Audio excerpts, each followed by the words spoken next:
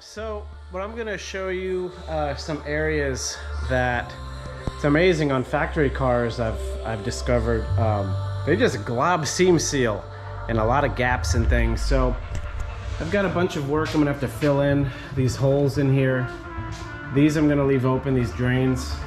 Not sure how any water is gonna get in there to begin with, but like these holes got to be closed up.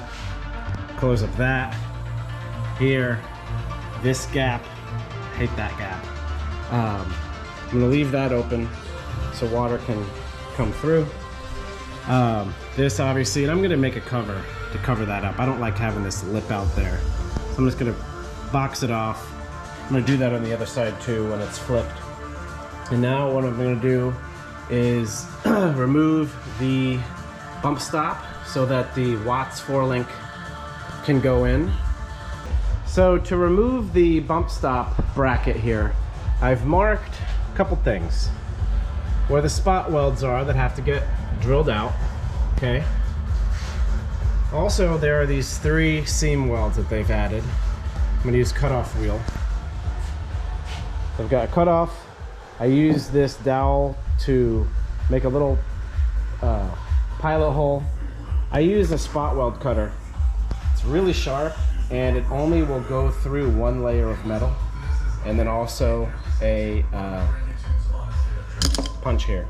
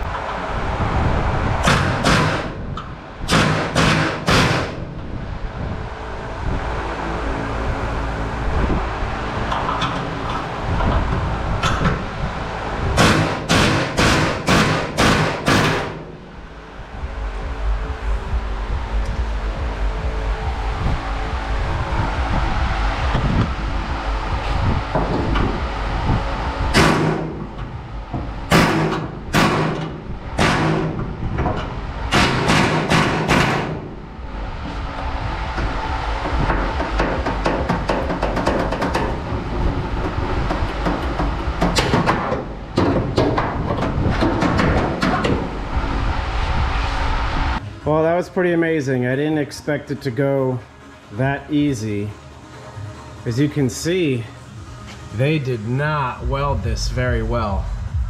I mean, the air hammer, it just broke the little spot welds that they did. You can see no penetration on these four whatsoever. These were okay. You know, as you saw, that spot hole cutter, what it does is it cuts that top layer of metal where that weld is. And then I literally was just, look at that.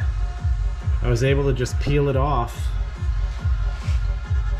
So I gotta clean this up a little bit, but I want to show you why I did this, why it has to get removed. So you can see there on the floor, a piece what looks like frame rail, right? So Mustang's Tafir has a Watts 4-link rear end. I've bought the full floater rear end, and also their whole Watts link rear suspension uses coilovers, QA1 shocks. You know, and they said that this will easily handle 1,000 horsepower, and I'm going to show you what it does. I'm just going to raise the camera. So I actually had to remove those brake brackets.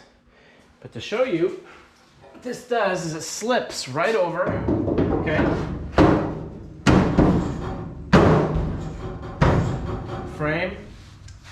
I actually I'll have to press it onto the back here. But you can see how everything lines up really well.